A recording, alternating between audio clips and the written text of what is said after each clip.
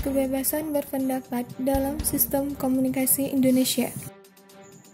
Sistem komunikasi adalah seperangkat tatanan, cara, metode, pola atau mekanisme dalam kerja dari beberapa bagian atau unsur-unsur yang membentuk kesatuan dalam proses interaksi manusia melalui informasi yang mencakup kebebasan dan bertanggung jawab.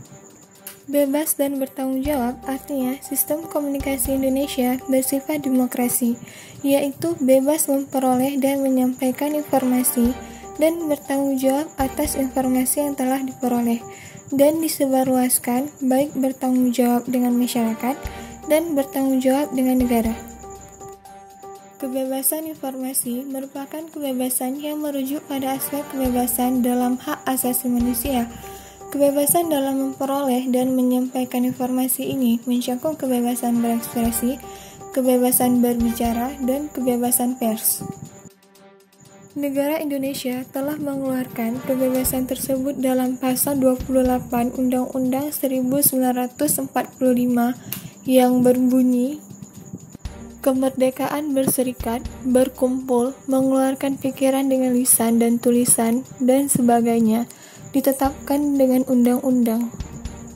Kebebasan dalam sistem komunikasi Indonesia didukung oleh perubahan atau amandemen Undang-Undang Dasar 1945 pada tahun 2000 menyatakan bahwa setiap orang berhak untuk mengembangkan pribadi dan lingkungan sosialnya, serta berhak untuk mencari, memperoleh, memiliki, menyimpan, mengolah, dan menyampaikan informasi dengan menggunakan segala jenis saluran yang tersedia. Berikut konsep kebebasan dalam sistem komunikasi Indonesia, yaitu sebagai berikut.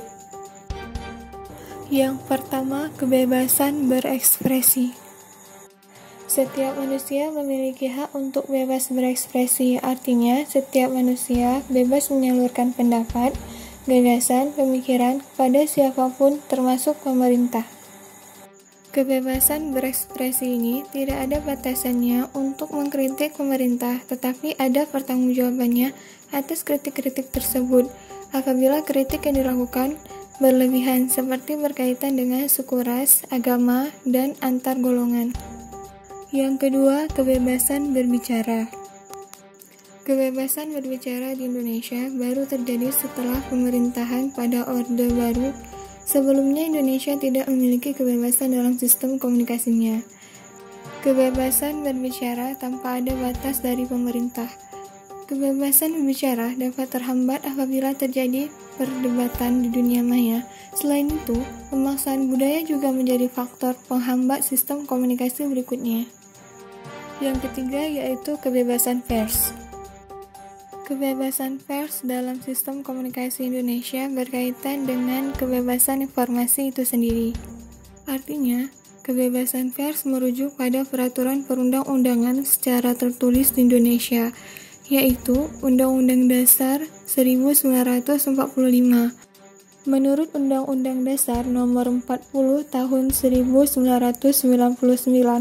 tentang pers berisi bahwa kemerdekaan pers adalah suatu wujud kedaulatan rakyat yang berasaskan prinsip-prinsip demokrasi, keadilan, dan supremasi hukum.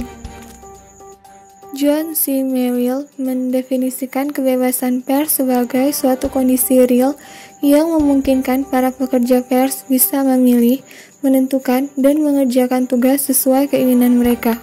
Pada masa Orde Lama, Indonesia menganut pers liberal di mana semua informasi dapat disampaikan sebebas-bebasnya. Hal ini memberikan dampak negatif dalam sistem pers Indonesia, seperti penayangan kasus kekerasan, yang adanya lembaga sensor yang mengakibatkan kasus tindakan asusila merajalela. Masa Orde Baru, pemerintah sepakat untuk mengganti sistem pers Indonesia menjadi otoriter, di mana pers dikendalikan oleh pemerintah. Saat ini, pers kembali menjadi pers yang bebas dan bertanggung jawab.